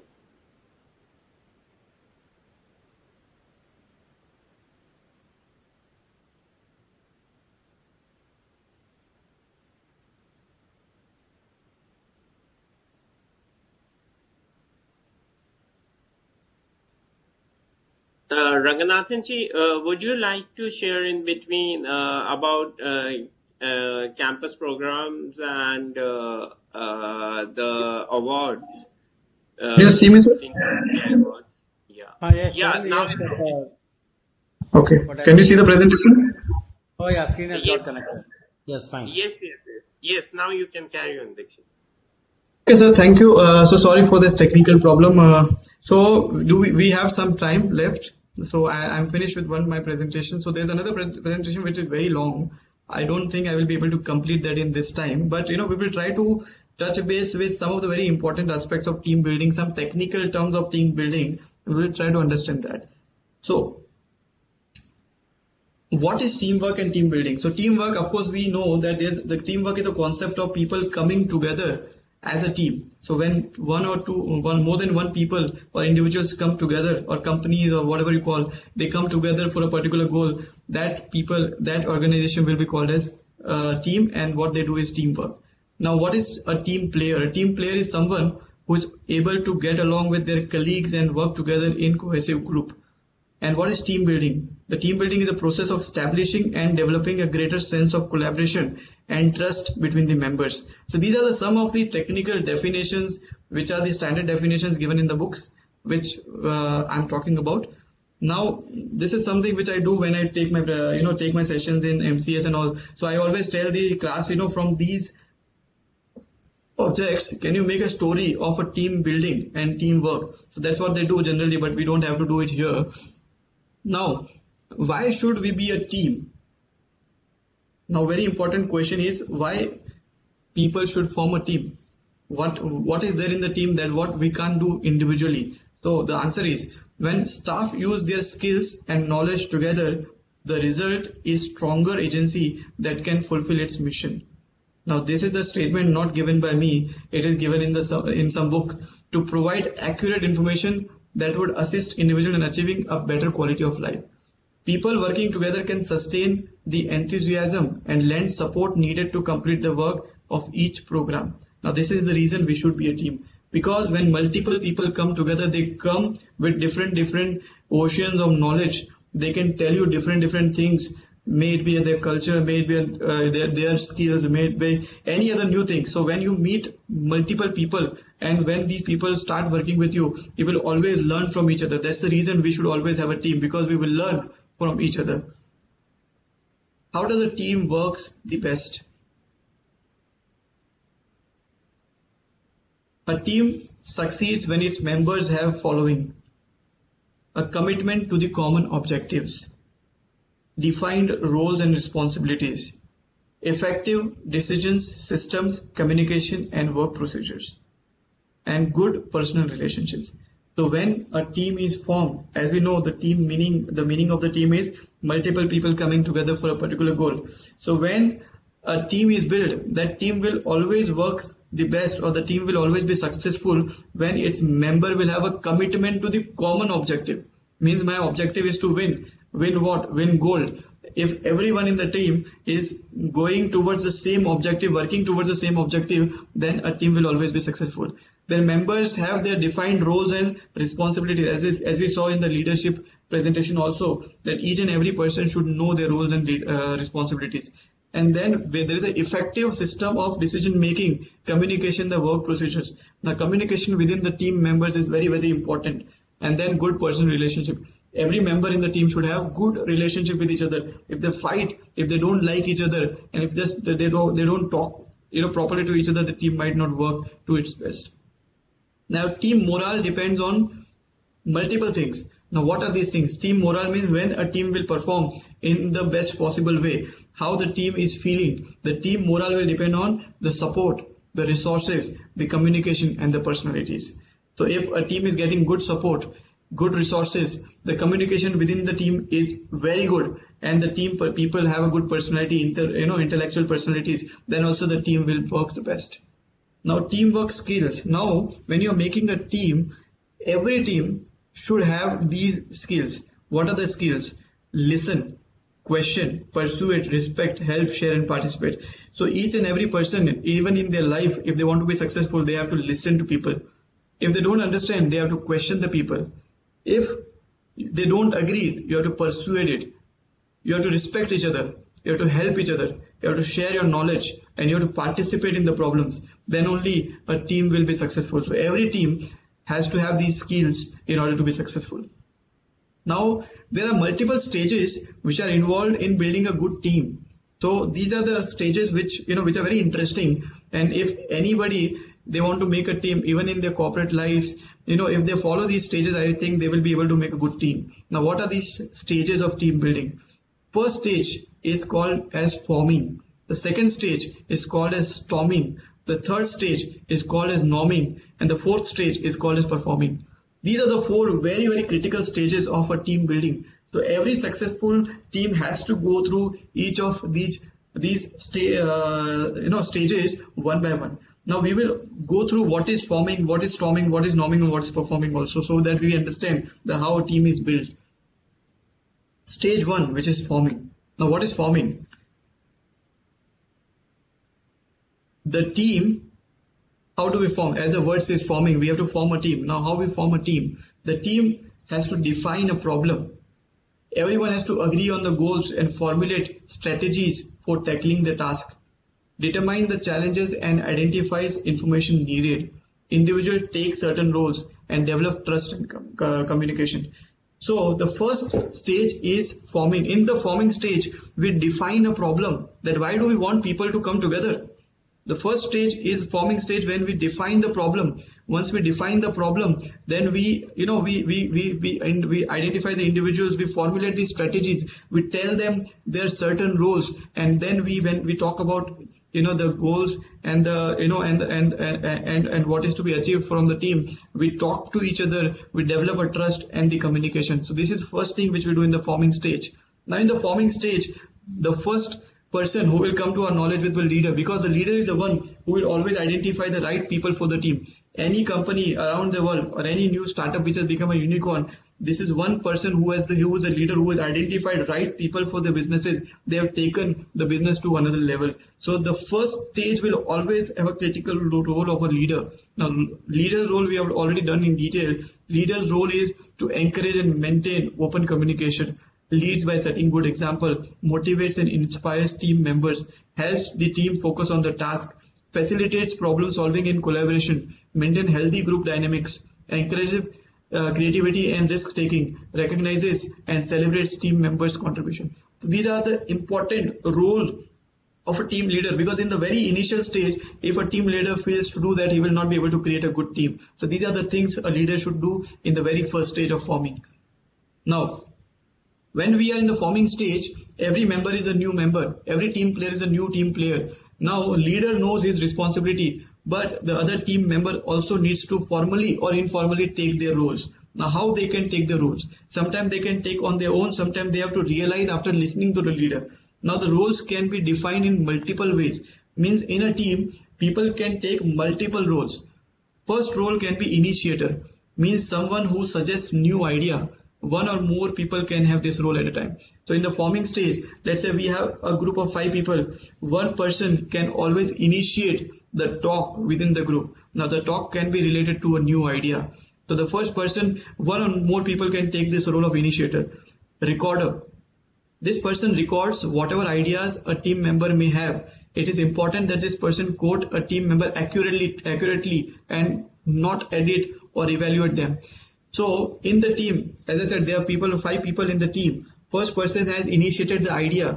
the other person should take a role of a recorder. Means whatever idea he has given, he should write it down. He should convey it to the other team members who have not listened properly or who are not available at that meeting. He should convey that idea in the right manner or in the same manner as it was conveyed. He should not edit that idea and tell them on his own. So this is an important job of a recorder in the team. Then there is something called as devil's advocate, which is called as skeptic. Now this is someone whose responsibility is to look for the potential flaws in the idea. Now every idea cannot be good or every idea cannot be bad. You always need one person to tell you that there is some problem in this idea. This is the big problem you need to resolve if you want to be successful. So every team will be successful when there is a skeptic, when there is a person who can tell you that there is a problem in your idea and you need to resolve that idea in order to be successful. Then the other person who can take the role is optimist. This is someone who tries to maintain a positive frame of mind and facilitates the search for the solution. Means the job of this person is always to maintain a positive energy in the team, inside the team. If something negative is coming, he will become optimist and he will tell something positive so team can come back to the normal. Then somebody who is some other person in the team, they can take a role of a timekeeper. Means someone who can track the time spent on each portion of the meeting. Means people, a group should not spend the whole day on one simple issue which they don't even find it worthy. So one person should take up this role in the team, that they keeps the time, that the team is spending their time on the important issues and not they are not spending a lot of time on the unimportant issues which are not worthy of. Then somebody can take up a role of gatekeeper. Now this person works to ensure that each member gives input on the issue. One strategy to do is to ask everyone to voice their opinion one at a time. Another is to cast vote. Now after the discussions is over, after I initiated the talk, after I've given the idea, there has to be a gatekeeper. Now gatekeeper is the one who will go to each and every team member and ask them that what do you like? Do you want to give some feedback? Do you want to give some input? Do you have some suggestions? Or do you accept his idea? Do you vote for his idea? So this is the job of a gatekeeper. And then last one in the team should be a summarizer, someone who can summarize a list of options, because in a team everybody will give an opinion. So there should be one person who can write down all this opinion and summarizes it for the leaders and the other team members. So as we know now, a team can be made of multiple people. A team, when the group of people coming together for a particular task, the first person should be a leader who will form a right team by recognizing right people. And when the people and when these members come together in the team, every member has to take on these roles. These roles can be a role of initiator, recorder, skeptic, optimistic, timekeeper, gatekeeper, and summarizer. So these roles has to be taken on their own. We will not be able to tell them that this is something you have to do, because this is something they have to realize. This is self-realization. So every team will be successful when that team members have these people inside the team. Now these are not the commercial roles which they have to take. These are the roles they have to take on their own, as I said. So team members have to formally or informally take on these roles. Then from individuals we form groups, because every individual coming together will form a group. Now there was a study done by Myers and Briggs. They have done some research on multiple type of people and personalities coming together to form a group. Now when they did that research is called as MBTI research, which is Myers and Briggs type indicator. So they found that every group has a different personalities. Every group will have a different members, and based on the members' personality, the group will be effective in different ways. So they gave different terms to a different group members. So what are these terms? So in the group there can be some people which are extroverts.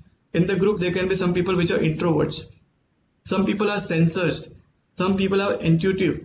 Some people are thinkers. Some people are feelers. Some are judges and some are perceivers.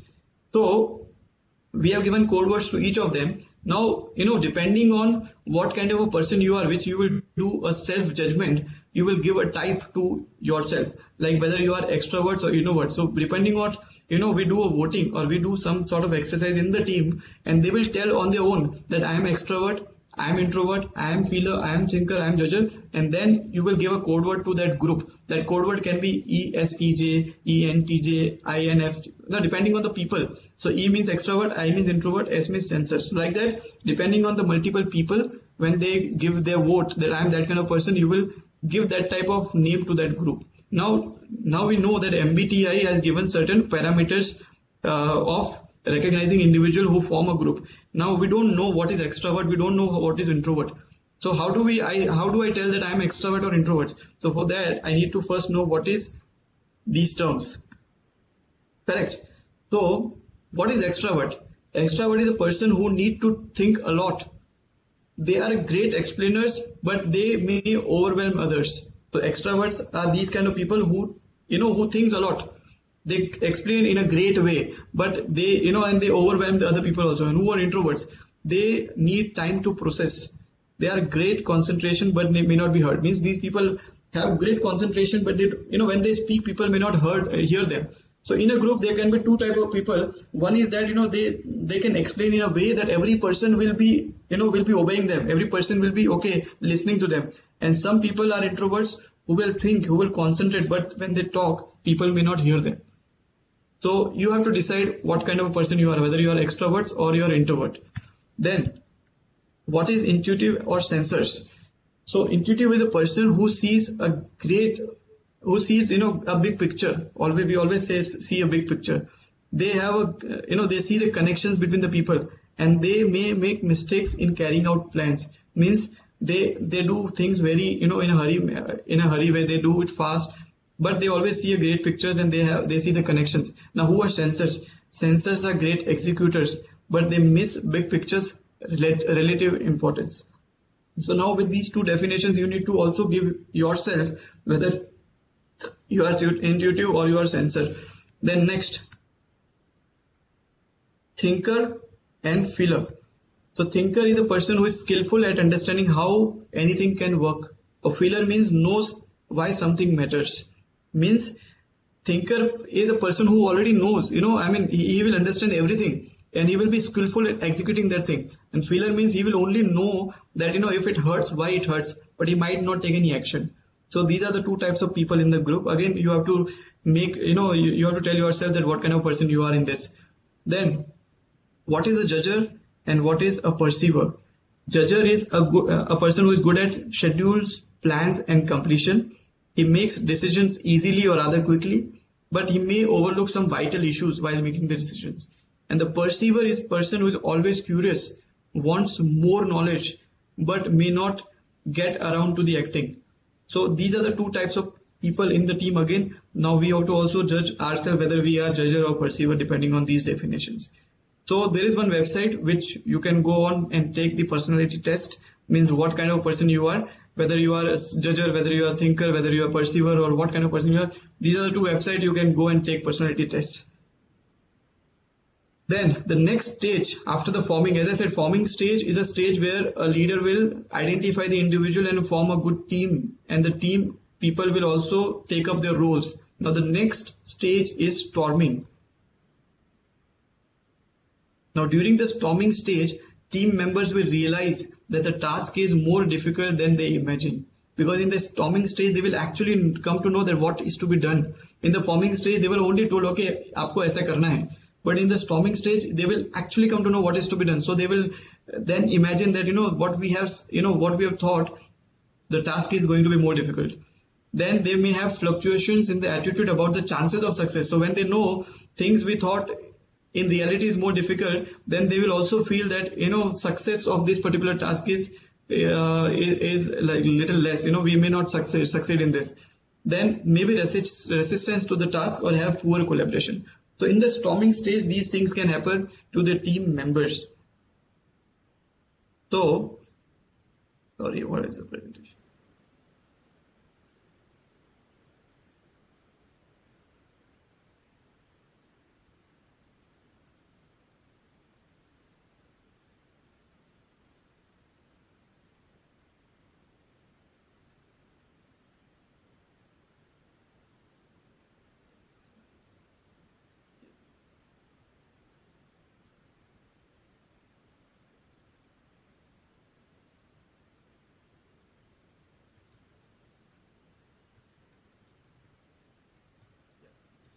So storming diagnosis. So in the storming stage, a leader has to do all these things. What they have to do? So they have to talk to the team and they have to see whether we have a common goals and objective, whether we agree on roles and responsibilities, do our task communication decision system work, and do we have adequate interpersonal skills. So these are the things people has to talk in the team at the storming stage.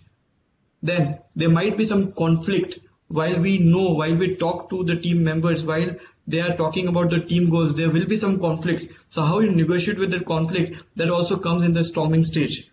Now, separate problems issues from the people issues, because while you are building a team, as I said, there are different people are coming in the system, in the team, so they might have issues with each other. So we have to make sure that our problems which are related to our goal is different from the people's issue who have internal problems. Then be soft on people and hard on problems. Then look for underlying needs, goals for each party rather than specific solution. So this is how you can negotiate the conflict in the storming stage. Then addressing the problem. So how do you address the problem in the storming stage? State your views in a clear, non-judgmental language. Means a lot of time people speak, they want to tell you the solution of a problem, but they will speak in such a way that their problem will not be solved, but it will only create another conflict in your mind. So in order to address a problem, you have to only talk in a way which is non-judgmental. Means people will not have multiple opinions of one line. Then you have to have clarity of core issues. Then you have to listen carefully to each person's point of view, and then check understanding by restating the core issues. So this is how you can address the problem in the forming stage, in the next stage. Then we go to the next stage, which is norming. So first was forming, second was storming, and now we are going to norming. I'm going a little fast so that we can finish all the 4 stages. So norming is what is norming stage. So during this stage, the members accept that this is my team, this is the team rules and regulations and procedures, this is my role in the team, and every individual is my fellow member, not my competitor. So in this stage, the team will actually be built after going through the real job, after understanding what is the real job of the team in the storming stage. Now they will accept their team. Now team member realize that they are not going to crash and burn, and they start helping each other. As I said, in this stage, the team will not think each one in the team as a competitor, but they will only think each one of them as a fellow member. So in this case, they will start helping each other in the norming stage. Now, how is the behavior in this stage? Competitive relationship becomes more cooperative. In the last stage, when people were coming together, they were thinking, they are coming from different background. They were thinking that other person is my competitor. I can do this in a better way. I can do this in a better way. But now in this stage, since we all know that we are a team, we are working for a common objective. So the competition becomes more cooperative. There is a willingness to comfort the issues and solve the problems. Team develops the ability to express criticism constructively, and there is a sense of team spirit. So this is what all happens in the norming stage. Means this is the actual team which will work, because they will understand each other, they will understand each other's skills, they will help each other and all that. This is what the behavior of the team in this norming stage. Giving a constructive feedback. Now this is very, very important. So when you are giving the feedback, means when a person is telling you something, their ideas, you have to give a feedback, and the feedback has to be constructive. Now how a feedback can be constructive? So for that, the feedback has to be descriptive. Means you can't just tell your feedback in one line, very good. No, you have to tell them that why it is good.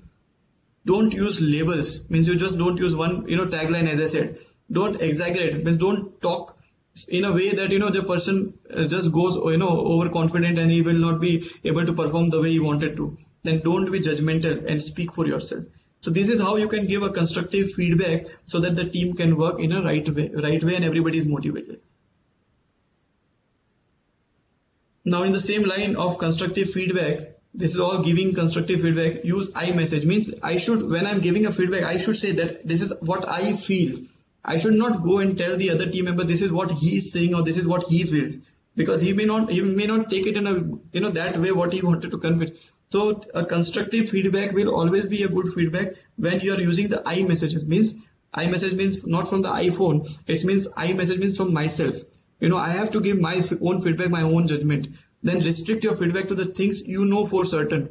Means you can't be judgmental. Means I cannot go and give a feedback on something which I don't know. I can only give a feedback on something which I am sure of and which I know. Then help people hear and accept your compliments when giving positive feedback. So these are some of the things you need to keep in your mind while you're giving the constructive feedback to the team members. Now this is for the person who is giving the feedback. What about the person who is receiving the feedback? What he should do? So while receiving the feedback, the person who is receiving the feedback, he should listen carefully to the person who is giving it. He should also ask question for the clarity. If there is a doubt in his mind that, if something has been said, why it has been said. If he needs to know some clarity, some answers, he can ask for that. Then he can acknowledge the feedback. Once you receive the feedback, you should always acknowledge it. Thank you so much, for giving me that feedback. It will help us. Then you should acknowledge the valid points and then take time to sort out what you heard. These are the things you should keep in your mind as a team member, as a leader, while you're receiving feedbacks from the other team members.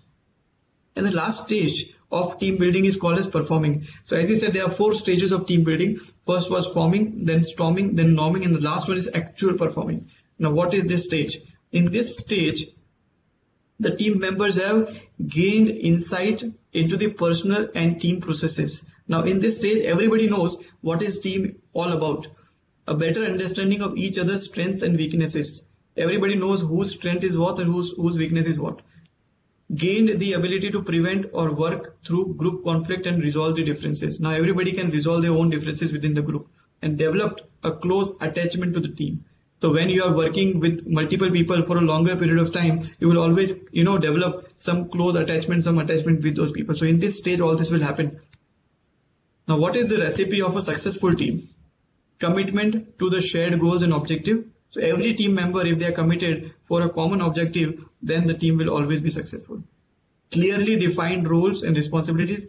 It will be by use best skill for each and allows each to develop all areas. So these are the 2 recipes for a successful team. Means every member knows what is their roles and responsibilities, and everybody is committed towards the roles and responsibilities. Only then the team will be successful.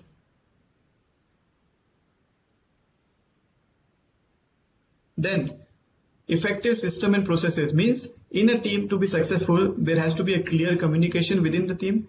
There has to be a good behavior within the team. There has to be balanced participation. It should not be like one person is, doing all the hard work and all the other people are just lying lazily. So every person has to work in the team. It has to be a balanced, as we say, balanced mutual fund portfolio always perform good, even if market is up and down. Similarly, a team will perform good if there's a balanced participation within the team. Then there's an awareness of group processes and there's a good personal relationship. So for a team to be very, very successful, there has to be a clearly defined roles and responsibilities. Everybody should be committed towards those roles and responsibilities, and everybody should have a good communication within the group, and everybody should participate. This is the recipe of a successful team. Now look at some of these examples, some of these images. So when a team doesn't coordinate with each other, you can see what happens here. Somebody is building track from this side, somebody is building track from this side, so the track is never built.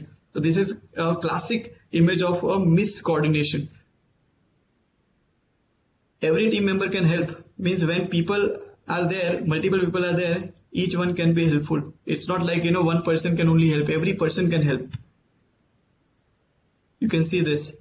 As a team, when you work as a team, even something which is looking impossible can be worked out. Everyone has to hang in there. Every team can be successful. Thank you. So this is what is all about in the team building process. And I think now we are about the time that we can talk about. I think we can take few questions also. I actually finished my 2 presentations in a very short time. Normally the same presentation takes about 2 hours. But I hope it was interesting and, people loved it here. Yes. Thank you so much, sir, for the opportunity. Yeah. Dixit, you have demonstrated very successful teams in the organizations you have worked or you have founded. Is there any personal example which, without any confidentiality break, you would like to share from your own work experiences? So, sir, there are many examples I can give. So one of the example is like, when I wanted to start a business in Dubai on my own. So people who were working with me or people who knew me, they just joined me because I always had a good interaction with them without even asking. I mean, they did never ask me that what is going to be my package or what is going to my role in the company. So they just came to me. They wanted to work with me. So as a leader of the group, the job became very easy because even today in my office, everybody works like a family. Okay, and everybody knows their role. I don't have to tell them or even shout at them that this is to be done in this way or that way. So practically, I think in my office, I've created such an environment that everybody knows their roles very well. Without even coming to me, they can take their own decisions. And that's the reason we are somehow been very successful in this part of the world in what areas we are working in. So I think in order to be successful, every team member has to have that kind of liberty to take decisions for the company. And if the company is benefited, that individual will also be benefited. Thank you. Thank you so much, Dikshit. I would request now our committee secretary, Mr. Ranganathan ji, to please propose a vote. Thank you, CA Dikshit Jain sir. You had given a personal example just before your closing remarks. I will also like to give an example from your own firm that you joined, GP Kapadia and Company. For Yes, all sir. our viewers, they may not be aware that, or perhaps may be aware that GP Kapadia Saab is one of the foremost and first leaders of this profession. He formed GP Kapadia and Company much before the institute came into existence. At that time, only a dozen odd firms were there. He was part of the Indian Accountancy Board, which was formed by the British government in 1932. And he, as a leader, worked hard for having an Indian institute, and which came into being even before. He got the act passed by the Constituent Assembly even when the Parliament was not formed, and he became the first president of the institute and led the institute for 3 years. The only person to be president for 3 consecutive years is GP Kapadia sir, and institute, as a mark of respect to him, has given him membership number 1. So the Yes, sir. institute starts with GP Kapadia sir, and he was your first employer. Very, very proud matter to say this. So now coming back to your session, sir, both the presentations that you made were awesome. You focused on the leadership aspect from 2 movies, very popular movies, and you very rightly brought out that how the leadership of the Bhuvan, leadership of Kabir Khan were very different. But then they were leaders in their own right, and a lot of similarities as well. And you brought out the type of leadership, one leading from the front and other doing mentorship. And the commonalities, I would say, that seeing an opportunity, dreaming big, and making strategy to achieve that dream. You very interestingly analyze the qualities of these 2 people by quoting a very popular movie. I think you very well connected with all the audience. Your second presentation on team building, although you went quite fast, but you were very, very lucid, and you are very clear in your thoughts. You brought about the importance of teamwork, the purpose, the team morale, the various skills required, the role allocations, and you deep dived into how to build a successful team by identifying each person who contributes to the team. Very wonderful session, sir. At this age, you have a very far distance to go. We are very proud of your association with the ICAI. Please do visit our programs quite often. Thank you so very much, and good night to you. So much. Thank you so much. Thank you so much. And thank you so much. Thank you. Thank you. Thank you. Thank you, Dikshit. Request all our members to be here with us tomorrow when we have a first session on Learn and Unlearn and Spread the Wings by CA Kala from Singapore, and on Blue Ocean Strategy by CA TP Anand based in Dubai. So thank you. Stay safe. Take care. Good night. Bye-bye. Good night, sir. Good night. Thank you.